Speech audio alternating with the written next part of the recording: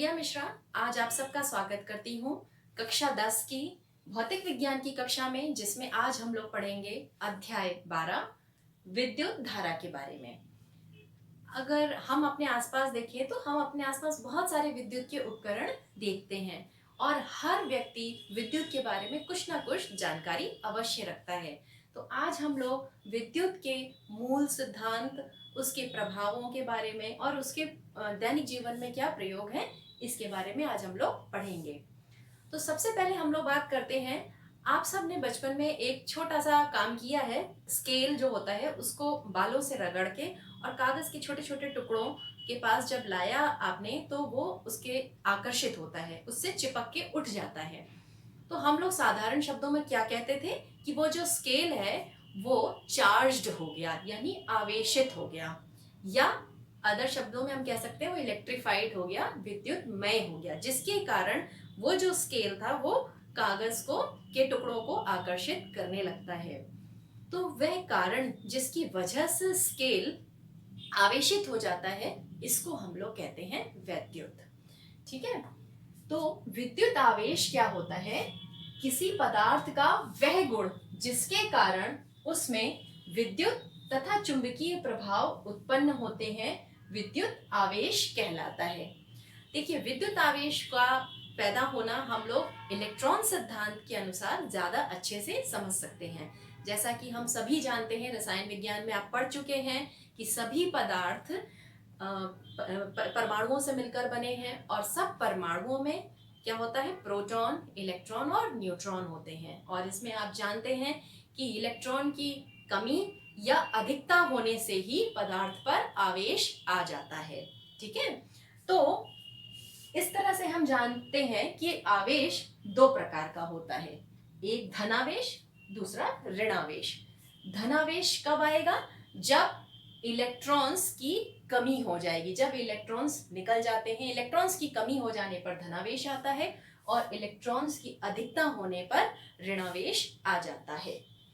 तो भौतिक विज्ञान में ज्यादातर हम लोग आवेश को Q से निरूपित करेंगे और इसका जो SI मात्रक होता है वो कूलाम होता है। अब जैसा हम लोग ने यहाँ पे बात करी कि जो आवेश है वो मुख्यतः किसकी वजह से आया? इलेक्ट्रॉन्स की कमी या अधिकता के कारण आया। तो इसीलिए आवेश Q का जो सूत्र होता है ये बराबर है N गुणा E, जहां N क्या है? इलेक्ट्रॉनों की संख्या है। अब आप लोग ये मान लें कि इलेक्ट्रॉनों की संख्या है तो ये पूर्णांक होगा, क्योंकि इलेक्ट्रॉन को हम तोड़ नहीं सकते हैं। ठीक है। E क्या है? इलेक्ट्रॉन पर आवेश का मान है, जो कि होता है 1.6 इंटू 10⁻⁻19 कूलाम होता है। तो ये आपका सूत्र हुआ आवेश का। अब किताबों में एक बहुत मेन क्वेश्चन पूछते हैं ज्यादातर कि एक कूलाम आवेश में इलेक्ट्रॉनों की संख्या की गणना कीजिए। तो हम यही फॉर्मूला यूज करेंगे, Q बराबर N इंटू E। Q की जगह रखना है हमें एक कूलाम, आवेश दिया हुआ है। ठीक है। इलेक्ट्रॉन का आवेश हमें पता है, हमें इलेक्ट्रॉन की संख्या यानी N ज्ञात करना है। तो जैसे ही हम Q की जगह 1, E की जगह ये वैल्यू रखेंगे और N को सॉल्व करेंगे, तो बच्चों ये वैसे आता है पॉइंट्स में, लेकिन अभी मैंने आपसे बताया कि इलेक्ट्रॉन की संख्या पूर्णांक में होनी चाहिए, तभी मैंने यहाँ पर अप्रोक्सीमेटली का साइन लगाया है कि लगभग 6 इंटू 10⁻18 इलेक्ट्रॉन के बराबर होगा एक कूलाम का आवेश। तो देखा जाए तो एग्जैक्टली एक कूलाम का आवेश प्राप्त करना कठिन है, मतलब नहीं प्राप्त कर सकते हैं। ठीक है। लेकिन लगभग 6 इंटू 10⁻18 इलेक्ट्रॉन्स एक कूलाम आवेश को बनाते हैं। अब हम लोग पढ़ते हैं विद्युत धारा के बारे में। अभी हमने ये पढ़ लिया कि आवेश दो प्रकार के होते हैं, धनावेश और ऋणावेश। यदि हमारे पास दो चालक ऐसे हों जो एक धनावेश हो और एक ऋणावेश हो, और यदि हम इन दोनों को किसी तार द्वारा जोड़ दें, धनावेश और ऋणावेश को तार द्वारा जोड़ दें, तो क्या होता है? जो धनावेश होता है वो उच्च विभव से निम्न विभव, उच्च विभव मतलब हाई पोटेंशियल से लो पोटेंशियल की तरफ चलने लगता है। और ये तब तक चलेगा जब तक कि दोनों के पोटेंशियल यानी विभव बराबर नहीं हो जाते, या दूसरे शब्दों में हम ये कह सकते हैं जो ऋणावेश है यानी कि इलेक्ट्रॉन है वो निम्न विभव से उच्च विभव की ओर चलने लगता है। यदि हम ये जो विभव का अंतर है, ये जो पोटेंशियल में डिफरेंस है, इसको किसी तरह मेंटेन रख सकें, स्थिर रख सकें, तो जो ये आवेश का प्रवाह है ये लगातार होता रहेगा। इस तरह के लगातार होने वाले आवेश के प्रवाह को ही हम विद्युत धारा कहते हैं। तो विद्युत धारा सूत्र अगर हम इसका निकालना चाहें तो ये है, किसी चालक में विद्युत आवेश के प्रवाह की दर को हम विद्युत धारा कहते हैं। ठीक है, आवेश के प्रवाह की दर को, यानी कि प्रति सेकंड कितना आवेश पास हो रहा है उसको हम विद्युत धारा कहते हैं। विद्युत धारा को हम I से प्रदर्शित करते हैं। विद्युत धारा का SI मात्रक एम्पियर है, जिसको कि हम लोग जब सिंबल में लिखना चाहते हैं तो कैपिटल A लिखते हैं। सूत्र आ गया विद्युत धारा का I equals to Q upon T, जहां पे Q आवेश है और T लगे समय है। तो इसके अन्य मात्रक यानी कि कूलम प्रति सेकंड भी मात्रक हो गया, लेकिन SI मात्रक इसका जनरली सब लोग एम्पियर ही लिखते हैं। तो धारा के अन्य छोटे मात्रक हैं एक milliampere. Milliampere means small m capital A। Milliampere को जब एम्पियर में हम कन्वर्ट करेंगे तो 10⁻³ एम्पियर लिख सकते हैं। एक micro ampere, micro ampere means 10⁻⁻6 ampere. ठीक है, तो ये हो गया विद्युत धारा का मान हम लोग कैसे निकालेंगे। अब किसी चालक में विद्युत धारा प्रवाहित हो रही है तो विद्युत धारा की दिशा क्या है, ये कैसे पता लगाएंगे।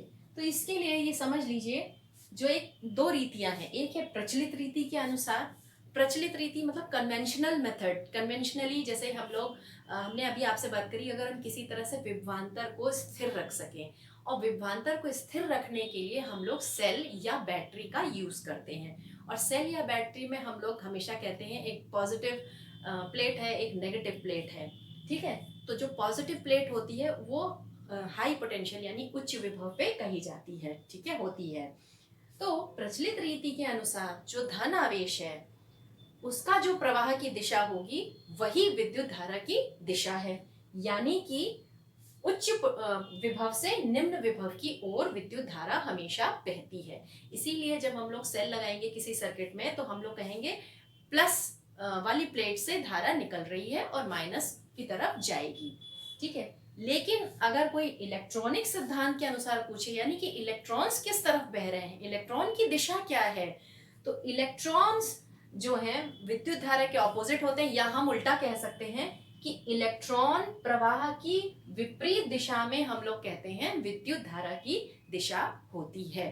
तो अगर किसी सर्किट में विद्युत धारा प्रवाहित हो रही है तो हम सबसे पहले जो भी उसमें सेल या बैटरी लगी है उसके प्लेट्स को देखेंगे, जिधर प्लस साइन लगा हुआ है यानी उधर से विद्युत धारा बहना शुरू होगी, मतलब निकलेगी और नेगेटिव प्लेट में जाएगी। ठीक है, और उसी में अगर हमसे कोई पूछता है इलेक्ट्रॉनों के प्रवाह की क्या दिशा है, तो जो धनावेश या जो हमने अभी दिशा बताई, इलेक्ट्रॉन का प्रवाह जस्ट उसका उल्टा होगा, यानी विद्युत धारा हमेशा इलेक्ट्रॉनों के प्रवाह की दिशा के विपरीत दिशा में होती है। आइए समझते हैं विद्युत विभव के बारे में।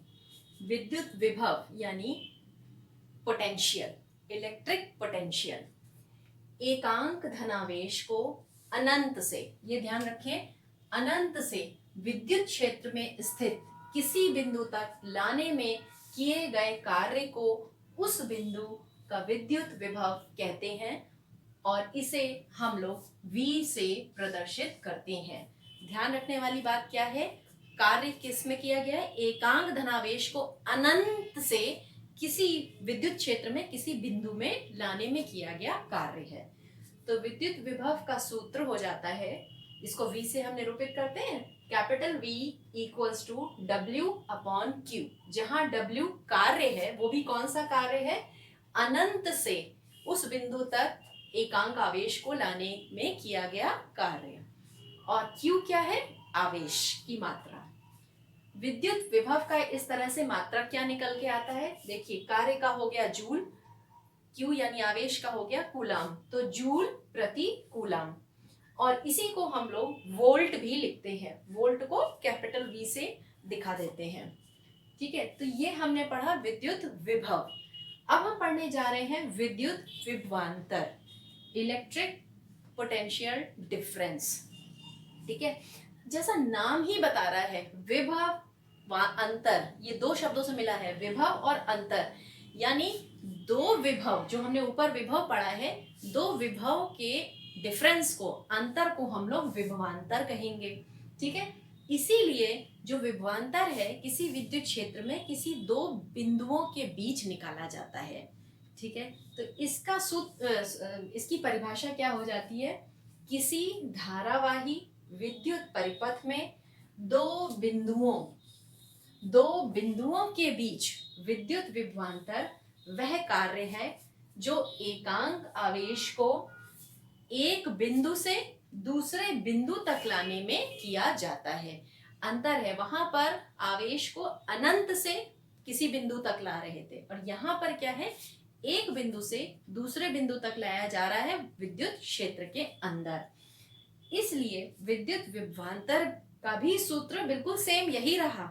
विद्युत विभवांतर को बस हम लोग डिनोट करेंगे डेल्टा V से। डेल्टा ये हमारे अंतर को दिखाता है, डिफरेंस को। डेल्टा V बराबर W/Q, जहां पे W क्या है? कार्य है। कौन सा कार्य? दो बिंदुओं के बीच आवेश को लाने में किया गया कार्य, और Q है आवेश। इसीलिए क्योंकि सूत्र भी सेम है, इसलिए इनका मात्रक भी सेम, जूल प्रति कूलाम, या हम लिख सकते हैं वोल्ट। अब जानते हैं हम लोग विद्युत परिपथ यानी इलेक्ट्रिकल सर्किट के बारे में। सर्किट वर्ड आप लोग ने बहुत ज्यादा सुना होगा। तो ये क्या होता है?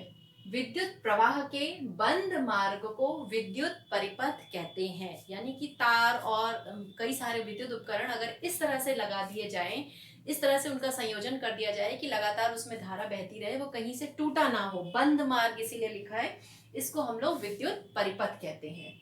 एक विद्युत परिपथ में कई उपकरण हो सकते हैं, जैसे सेल, स्विच, एमीटर, बल्ब इत्यादि।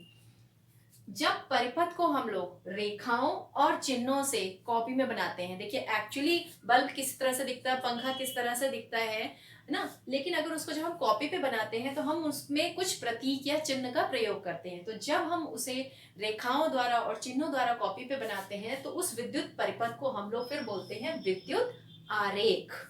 ठीक है, तो अब हम सबसे पहले ये जानेंगे कि जो विद्युत उपकरण होते हैं हमारे, उनके क्या क्या प्रतीक हम लोग विद्युत आरेख में यूज करते हैं। सबसे पहले आता है सेल। सेल है सबसे इंपॉर्टेंट, जो विभवांतर को मेंटेन रखता है किसी इलेक्ट्रिकल सर्किट में। तो बिना सेल के धारा प्रवाहित नहीं हो सकती। तो सेल का जो आपका सिंबल है, एक है बड़ी लाइन और उसके बगल में एक छोटी हल्की सी मोटी लाइन, इस पे लगा देंगे प्लस का साइन और इस पे लगा देंगे माइनस का साइन। ये है सेल का प्रतीक। ठीक, बैटरी क्या चीज होती है? अगर किसी परिपथ में हमें धारा का मान बढ़ाना होता है तो हम एक से अधिक सेलों का संयोजन प्रयोग करते हैं, उसको ही हम लोग बैटरी कहते हैं। तो बैटरी कुछ नहीं हो गई, क्योंकि उसमें एक साथ कई सारे सेल लगे हुए हैं, 3, 4 जितने भी लगे हो सकते हैं। तो ये जैसे मैंने यहाँ 3 सेल से मिलकर बनने वाली बैटरी बनाई है, तो इसको हम लोग, ये बैटरी का ये प्रतीक हो गया। तो एक हमने यहाँ बड़ी रेखा के सामने प्लस लाइन साइन दिखा दिया और इधर नेगेटिव दिखा दिया, तो ये बैटरी हो गई। प्रतिरोध, प्रतिरोध माने कोई चालक। प्रतिरोध को जनरली ऐसे दिखाया जाता है। ठीक है, ये तार को निरूपित करता है प्रतिरोध। एमीटर, एमीटर क्या चीज है? एमीटर एक यंत्र है जिसके द्वारा किसी परिपथ में किसी चालक में कितनी विद्युत धारा बह रही है उसका मान हम लोग इस एमीटर से नापते हैं। ठीक है, तो एमीटर वैसे तो धारा मापी होता है, लेकिन इसको सिंबल में हम लोग ऐसे बनाते हैं, ए लिख देते हैं। A stands for ammeter, ampere में मेजर करता है ना, इसलिए ए लिख दिया, प्लस और माइनस लगा देते हैं।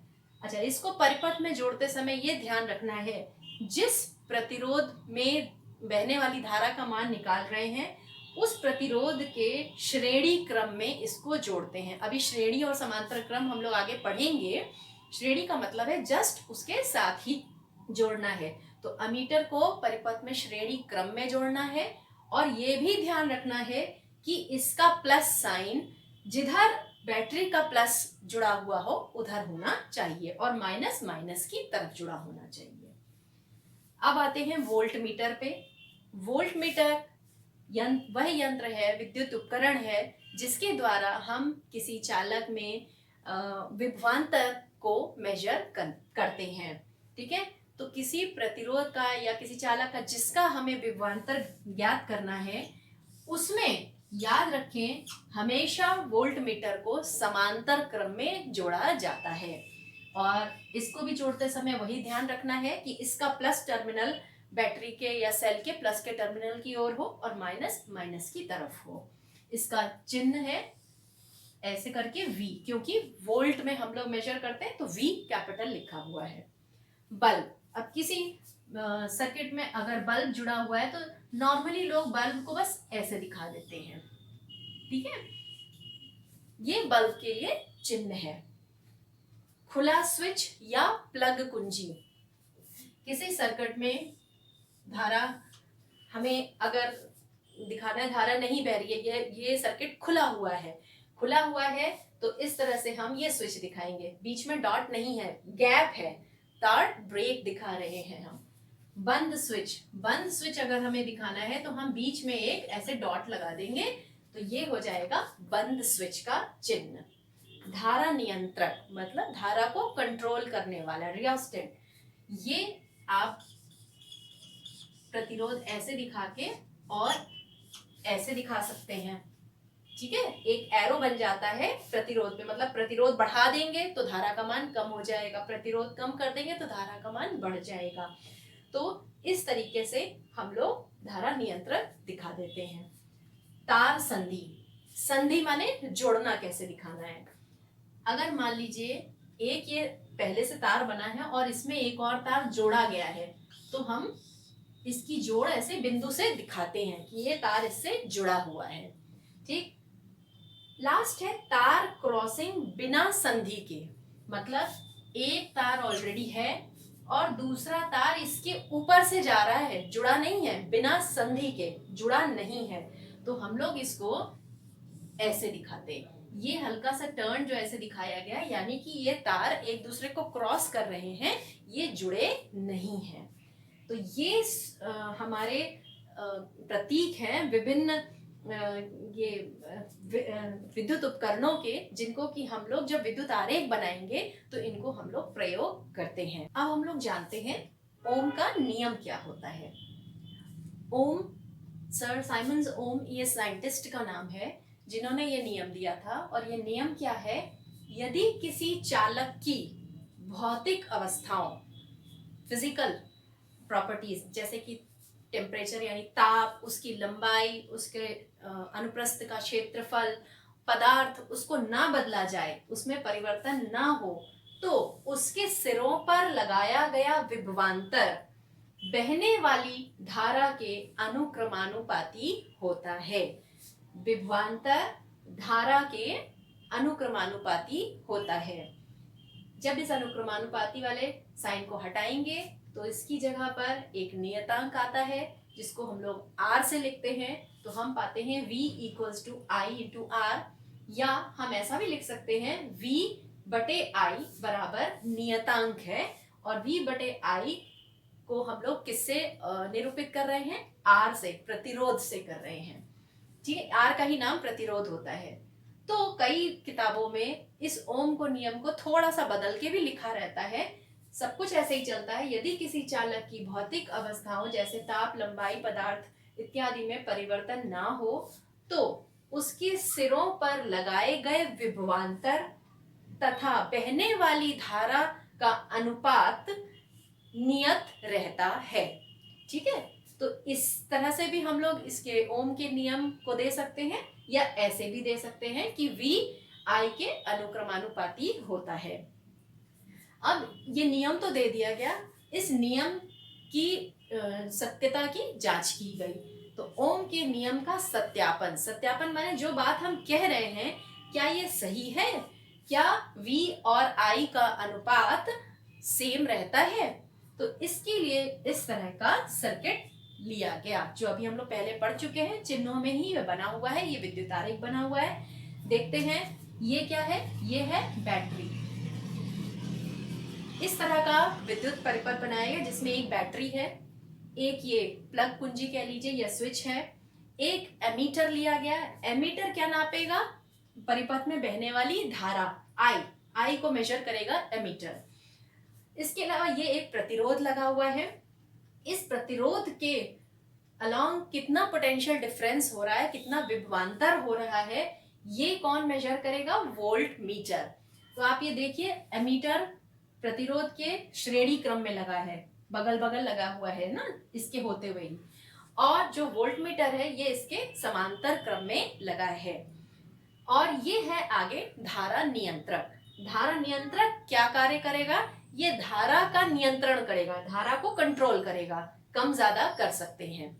तो इस तरह का पहले एक सर्किट ले लिया गया और किया ये गया कि धारा नियंत्रक द्वारा धारा को कंट्रोल किया गया, यानी कि पहले धारा जैसे कम दी गई, एमीटर में देख लिया गया, मान लीजिए 1 एम्पियर आ रही है, 1 एम्पियर अगर धारा दी गई तो कितना वोल्ट मीटर में कितना पोटेंशियल डिफरेंस पैदा हुआ ये नोट किया गया, जो कुछ भी आया। फिर धारा का मान धारा नियंत्रक द्वारा बढ़ाया गया, मान लीजिए फिर हमने 2 एम्पियर कर दिया, फिर से हम वोल्ट मीटर में कितना मान आया उसको नोट कर लेंगे।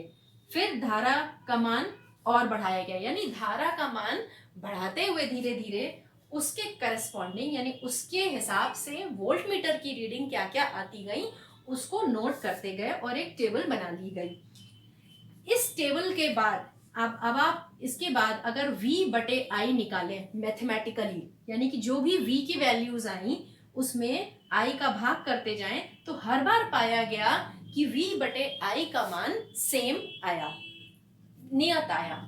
और जब इसी चीज का जब हम लोग ग्राफिकल रिप्रेजेंटेशन करते हैं यानी ग्राफ खींचते हैं, इस तरफ अगर हम विभवांतर को दिखाएं x एक्सिस पे और y एक्सिस पे अगर हम धारा को दिखाएं तो ये एक सरल रेखा आती है जो कि मूल बिंदु से जा रही होती है।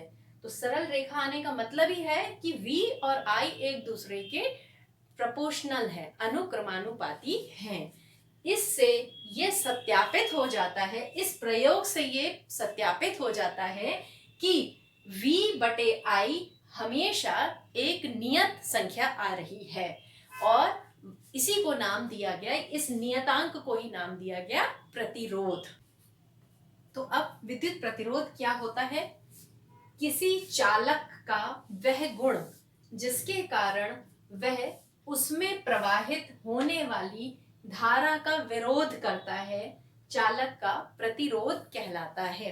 प्रतिरोध शब्द से ही समझ में आ रहा है, विरोध करेगा, धारा के प्रवाह का जो विरोध कर रहा है वह गुण प्रतिरोध कहलाता है। तो आर अभी हम लोग ओम का नियम पढ़ चुके, प्रतिरोध बराबर था V बटे I, जहां पे V आपका वोल्ट है और I एम्पियर में नापा जाएगा, तो वोल्ट प्रति एम्पियर हो गया प्रतिरोध का मात्रक। लेकिन इसका जो सबसे प्रचलित मात्रक है वो है ओम। ओम OHM से लिखा जाता है और इसका साइन इस तरह का होता है। तो प्रतिरोध का मात्रक ओम है। ठीक है, अब इस प्रतिरोध की उपयोगिता क्या है, क्यों हम लोग इसको इतना ज्यादा इंपॉर्टेंस देते हैं। अगर किसी परिपथ में विभवांतर हमारा फिक्स रहे, निश्चित रहे, जैसे कि सेल या बैटरी जो हमने लगा दी वो फिक्स है, तो हम ये पा रहे हैं अगर ये कांस्टेंट हो जाए तो जो ये R है ये I के व्युत्क्रमानुपाती हो रहा है। व्युत्क्रमानुपाती का मतलब ये होता है कि अगर हम प्रतिरोध बढ़ा देंगे तो धारा कम हो जाएगी, प्रतिरोध कम कर देंगे तो धारा बढ़ जाएगी, या जस्ट इसका उल्टा भी कह सकते हैं हम लोग कि धारा बढ़ा देंगे तो प्रतिरोध कम हो जाएगा या धारा कम कर देंगे तो प्रतिरोध बढ़ जाएगा। इसका उपयोग क्या होता है, जैसे हम लोग जो पंखे का रेगुलेटर है उसमें प्रतिरोध होता है, पंखे को हम कम तेज या धीमा कर पाते हैं ताकि इसी प्रतिरोध की वजह से कर पाते हैं, जिससे हम लोग उसकी जो धारा है वो कंट्रोल कर लेते हैं। इसी तरह से रेडियो या टीवी में जो ध्वनि नियंत्रक होता है, जो आवाज निकलती है, उसको कम ज्यादा हम लोग इसी प्रतिरोध के कारण ही कर पाते हैं। प्रतिरोध बढ़ाने से उसमें हम धारा कम कर देते हैं, जिससे कि उसकी आवाज कम हो जाती है। तो ये इम्पोर्टेंट चीज है। अब इसके बाद ये कि ये जो प्रतिरोध है ये किन कारकों पर निर्भर करता है, कौन कौन सी चीजें हैं जिनकी वजह से प्रतिरोध का जो मान है कम या ज्यादा हो सकता है। तो सबसे पहला है चालक की या तार की लंबाई पर। अगर किसी चालक की लंबाई ज्यादा है तो उसका प्रतिरोध ज्यादा होगा। ये आप देख रहे हैं, R is directly proportional to L। L means लंबाई, ठीक है। तो डायरेक्टली प्रोपोर्शनल का मतलब होता है कि अनुपात समान समान चल रहा है। लंबाई बढ़ाएंगे तो प्रतिरोध भी बढ़ेगा, लंबाई कम करेंगे तो प्रतिरोध कम हो जाता है। अनुप्रस्थ काट के क्षेत्रफल के व्युत्क्रमानुपाती होता है, यानी तार को जैसे हम काटें तो वो तार का क्षेत्रफल कितना है। मोटा तार है तो क्षेत्रफल ज्यादा होगा, पतला तार है तो क्षेत्रफल कम होगा। तो यहाँ पे इससे ये पता चलता है कि यदि हम मोटा तार लेंगे तो उसका प्रतिरोध कम होगा। तो इस तरह से हम देखते हैं कि क्षेत्रफल के व्युत्क्रमानुपाती होता है प्रतिरोध। इसके बाद आता है ताप। प्रतिरोध ताप के अनुक्रमानुपाती होता है। जैसे जैसे हम ताप बढ़ाते जाते हैं तो किसी पदार्थ में जो मुक्त इलेक्ट्रॉनों की संख्या है बढ़ती जाती है, जिसकी वजह से उनमें टकराव भी बढ़ता जाता है और इसलिए प्रतिरोध बढ़ जाता है। इसके बाद है पदार्थ की प्रकृति। अब पदार्थ किस प्रकार का है, जैसे पदार्थ की प्रकृति के आधार पे हम लोग जानते हैं 3 तरह के पदार्थ होते हैं, सुचालक, कुचालक और अर्धचालक। सुचालक वो होते हैं जिनका प्रतिरोध बहुत कम होता है, जो कि विद्युत को बहुत आसानी से अच्छी तरह से प्रवाहित कर लेते हैं। तो जैसे चांदी, सिल्वर जिसको कहते हैं सबसे अच्छा सुचालक है। चांदी, तांबा, सोना, ये सब आपके सुचालक हैं। कुचालक वे पदार्थ हैं जिनका प्रतिरोध बहुत अधिक होता है। जिनका प्रतिरोध बहुत अधिक होता है तो यानी ये अपने से विद्युत धारा को प्रवाहित होने नहीं देते हैं, जैसे कि लकड़ी, मोम, अभ्रक इत्यादि। अर्धचालक क्या होते हैं, इनकी जो चालकता है वो सुचालक और कुचालक के बीच की होती है, यानी कि ये कुछ हद तक विद्युत धारा को प्रवाहित होने देते हैं और कुछ कंडीशंस में नहीं प्रवाहित होने देते हैं। तो ये जो होते हैं इनके उदाहरण हैं जैसे कार्बन, सिलिकॉन, जर्मेनियम। लेकिन ये याद रखें कि परम शून्य ताप पर ये बिल्कुल एक अच्छे कुचालक की तरह बिहेव करते हैं, यानी कि टेम्परेचर अगर बहुत कम कर दिया जाए, परम शून्य पे पहुंच जाए, तो ये कुचालक की तरह बिहेव करते हैं। तो इस तरह से हम पाते हैं कि जो प्रतिरोध है वो इन 4 कारकों पर, ये 4 भौतिक कारक हैं जिन पर निर्भर करता है। आइए अब हम लोग जानते हैं विशिष्ट प्रतिरोध या वैद्युत प्रतिरोधकता के बारे में। हम जानते हैं, अभी जस्ट हमने देखा कि R डायरेक्टली प्रोपोर्शनल होता है लंबाई के, और प्रतिरोध यानी R इनवर्सली प्रोपोर्शनल होता है क्षेत्रफल के। अगर इन दोनों को हम एक साथ कंबाइन करें तो हम लिख सकते हैं R directly proportional to L upon A। इस अनुक्रमानुपाती के साइन को हटाएंगे तो हमें एक नियतांक चाहिए होगा। उस नियतांक को हम लोग रो से दिखा रहे हैं। देखिए रो, जहां रो क्या चीज है, रो एक नियतांक है जिसे ही विशिष्ट प्रतिरोध कहते हैं या वैद्युत प्रतिरोधकता कहते हैं। तो अगर अब आप रो का सूत्र निकालें तो रो निकल के आता है R into A divided by L, और इससे अगर आप रो का मात्रक निकालें तो ओम, ये मीटर स्क्वायर हो गया, नीचे मीटर है तो 1 मीटर, मीटर कट जाएगा, 1 मीटर बचेगा, तो रो का मात्रक निकल के आएगा ओम मीटर। अब रो की परिभाषा कैसे दी जाती है, रो यानी विशिष्ट प्रतिरोध की परिभाषा कैसे दी जाती है।